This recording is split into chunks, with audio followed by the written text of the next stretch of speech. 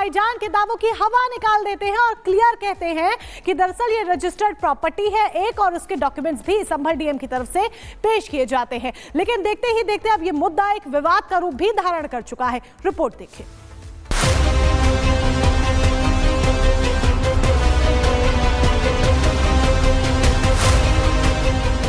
नवंबर 2024 वो तारीख थी जब संभल मस्जिद के बाहर सर्वे के दौरान हिंसा भड़क उठी थी। देखिए कैसे पूरे मुस्लिम इलाके में अराजकता फैल गई थी। हालात इतने बिगड़ गए थे कि पुलिस पर पत्थरबाजी की गई और पूरे इलाके में अफरा तफरी का माहौल बन गया था। लेकिन अब उसी जामा मस्जिद के पास जहां हिंसा हुई थी, सत्यव्रत पुलिस चौकी का निर्माण तेजी से चल रहा है। इमारत की नींव पहले ही मजबूत हो चुकी है, अब दीवारें खड़ी की जा रही है। ये पुलिस चौकी इसलिए बनवाई जा रही है ताकि भविष्य में इस तरह की हिंसा को रोका जा सके। करीब 50 मजदूर दिन रात जुटे हैं और चौकी का लेंटर जल्द ही डाला जाएगा। अब तक करीब 16 फीट ऊंची दीवार खड़ी की जा चुकी है। ये चौकी इस मुस्लिम इलाके में कानून व्यवस्था को और मजबूत बनाने के उद्देश्य से बनाई जा रही है। उत्तर प्रदेश के पुलिस के जो जवान हैं वो यहाँ पर मौजूद हैं। कंटिन्यू 24 घंटे जो पुलिसकर्मी हैं शाही जामा मस्जिद और आसपास के पूरे इलाके में यहाँ पर डिप्लॉय की गई है। अब एक तस्वीर दिखाते हैं यहाँ पे पुलिस चौकी की।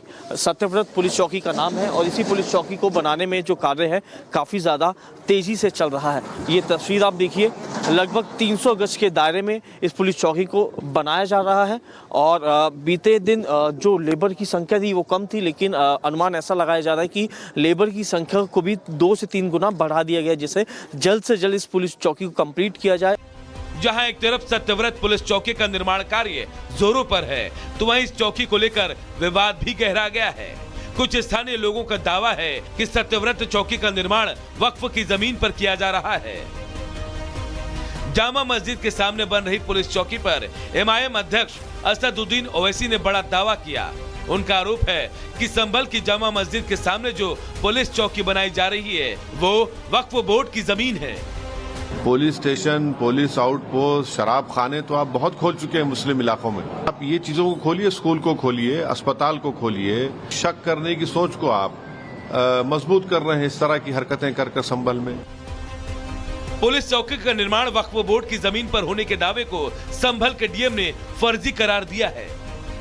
संभल के डीएम ने दावे के कागजात को फर्जी कहा और बताया कि ये अनरजिस्टर्ड डॉक्यूमेंट है। जो भी ऐसे फर्जी दस्तावेज फैला रहे हैं उनके खिलाफ एक्शन होगा। सत्यव्रत पुलिस चौकी का निर्माण चल रहा है। अभी तक जितने भी दस्तावेज आए हैं उनको लेकर के कोई भी प्रभावित और विधिक पक्षकार हमारे पास नहीं आए हैं। कोई भी व्यक्ति जिसका इस भूमि के ऊपर स्वामित्व था वो व्यक्ति हमारे पास नहीं आए हैं, या जिसने वक्फ भी किया है वो भी व्यक्ति नहीं आया है। और वर्तमान में जो डॉक्यूमेंट हमें दिखाया जा रहा है वो भी अनरजिस्टर्ड है। भले ही सत्यव्रत पुलिस चौकी के निर्माण पर विवाद है, लेकिन संभल प्रशासन चौकी निर्माण पर अडिग है।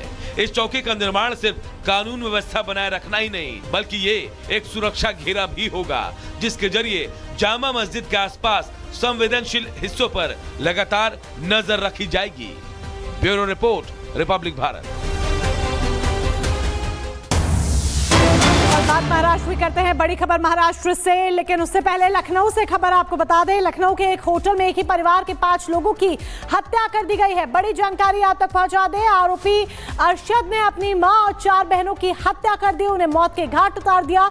लखनऊ पुलिस ने आरोपी अरशद को गिरफ्तार भी कर लिया है। आखिर किन कारणों की वजह से अरशद ने अपनी मां और 4 बहनों को मौत के घाट उतारा, क्या ये पूरा मामला रहा, इसकी जानकारी अभी हाथ नहीं लगी है, लेकिन आरोपी को गिरफ्तार कर लिया गया है। थाना नाका क्षेत्र से एक सूचना प्राप्त हुई जिसमें बताया गया कि होटल शरणजीत के कमरे में 5 लोगों की डेड बॉडी पाई गई है। तत्काल स्थानीय पुलिस द्वारा मौके पर पहुंचा गया। एक व्यक्ति जिसका नाम अरशद है, लगभग 24 वर्षीय, आगरा का रहने वाला, इसको हिरासत में लिया गया है। प्रारंभिक पूछताछ में उनके द्वारा बताया गया है कि पारिवारिक कलह के चलते उनके द्वारा अपनी 4 बहनों और माता की हत्या कर दी गई है। अग्रिम पूछताछ इनसे की जा रही है। फील्ड यूनिट मौके पर पहुंच गई है, साक्ष्य संकलन की कार्रवाई की जा रही है। यहाँ पर तमाम जो शव हैं उनको पोस्टमार्टम हेतु भेजा जा रहा है और अग्रिम विधिक कार्रवाई इसमें प्रचलित है।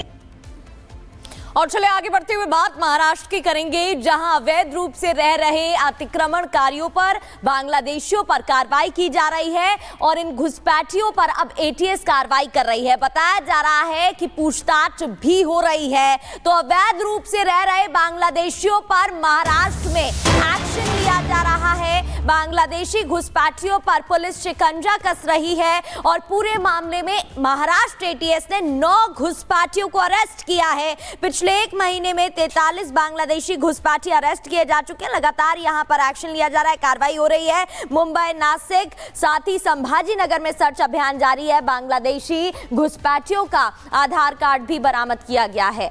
तो महाराष्ट्र में घुसपैठियों पर एक्शन लिया जा रहा है और ये कल से ही नहीं बल्कि बीते कई दिनों से, महीने भर से भी ज्यादा का वक्त हो चला है जब से घुसपैठियों पर एक्शन सरकार लेती हुई नजर आ रही है। महाराष्ट्र में बांग्लादेशी घुसपैठियों के खिलाफ एक्शन लिया जा रहा है। महाराष्ट्र एटीएस ने 9 घुसपैठियों को गिरफ्तार किया है। बड़ी खबर आपको बता रहे हैं और एक एक डिटेल आप तक पहुंचा रहे हैं। बिना दस्तावेज के अवैध रूप से जो घुसपैठी रह रहे थे उन्हें डिपोर्ट किया जा रहा है। पिछले 1 महीने में 43 बांग्लादेशी घुसपैठिए अरेस्ट किए गए हैं। मुंबई, नासिक, नांदेड़, संभाजी नगर में सर्च ऑपरेशन भी चलाया जा रहा है ताकि इन घुसपैठियों को ढूंढा जा सके।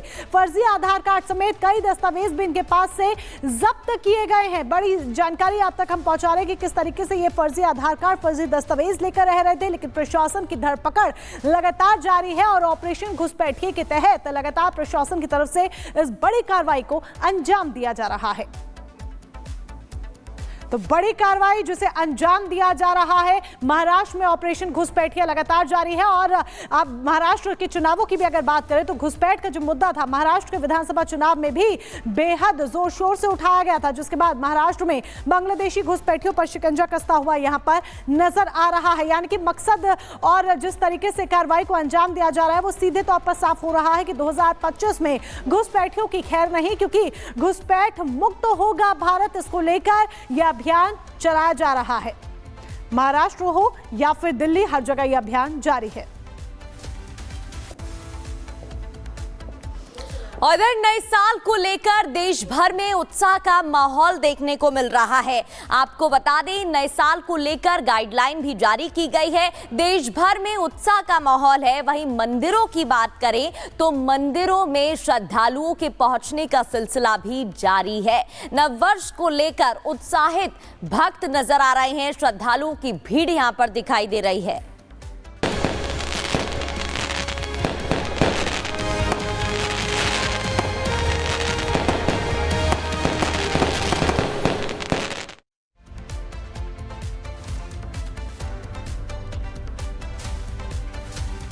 और तमाम तस्वीरें भी देश भर से सामने आ रही हैं, जहां नए साल को लेकर लोगों में उत्साह देखने को मिल रहा है। क्या बात मंदिरों की हो या फिर बात आप दिल्ली की करें, अयोध्या की करें, मथुरा की हो या वाराणसी की हो, लोगों की भीड़ उमड़ती नजर आ रही है। ये तमाम तस्वीरें टीवी स्क्रीन पर आप देख रहे हैं। हरिद्वार, गुवाहाटी, दिल्ली, वाराणसी, मथुरा, अयोध्या, साथ ही उज्जैन, तिरुपति और राजधानी दिल्ली से तस्वीरें आप देख रहे हैं, जहां मंदिरों में भक्तों के पहुंचने का सिलसिला जारी है। वो नए साल की शुरुआत भगवान का आशीर्वाद लेकर करना चाह रहे हैं और सुबह से ही भक्तों की लंबी कतारें मंदिरों में नजर आ रही हैं। और ये तस्वीरें आप देख रहे हैं, चाहे बात उत्तराखंड के हरिद्वार की हो या फिर बात, अब आप ये तस्वीरें देख रहे हैं जहां नया साल विदेश में कैसा बना है और दुनिया में कैसा देखने को मिला है। चाहे बात बर्लिन की हो, पेरिस की हो, साउथ अफ्रीका की हो, केन्या की हो, सीरिया की हो, ये तस्वीरें आप देख रहे हैं हांगकांग, ताइवान,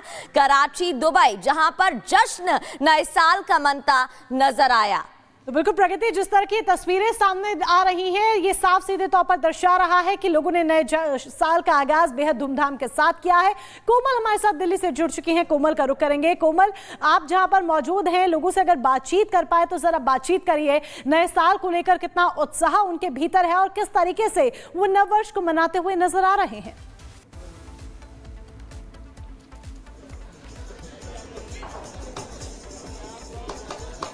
कोमल, आप तक आवाज पहुंच पा रही है? काजल हमारे साथ जुड़ी हुई है। काजल, अब तक आवाज जी, पहुंच पा बिल्कुल, रही है? आपको मैं बता दूं कि ये प्राचीन जो है हनुमान मंदिर है सीपी का, जहां पर आप देखेंगे तो सुबह का ये वक्त है और ठंड भी कड़ाके की है, लेकिन उसके बावजूद भी आप जहां तक नजर घुमाएंगे वहां तक आपको लंबी कतारों में लोग नजर आएंगे और लोगों से बात भी करेंगे। क्या नाम है? शिवम सिंह। कब से लाइन में लगे हैं? 1 घंटा हो गया। हाँ? 1 घंटा हो गया। 1 घंटे से लाइन में। हाँ जी। कैसे नए साल की शुरुआत क्या भगवान के दर्शन के साथ करना चाहिए? आध्यात्मिक रूप से होना चाहिए, बहुत जरूरी हो गया है।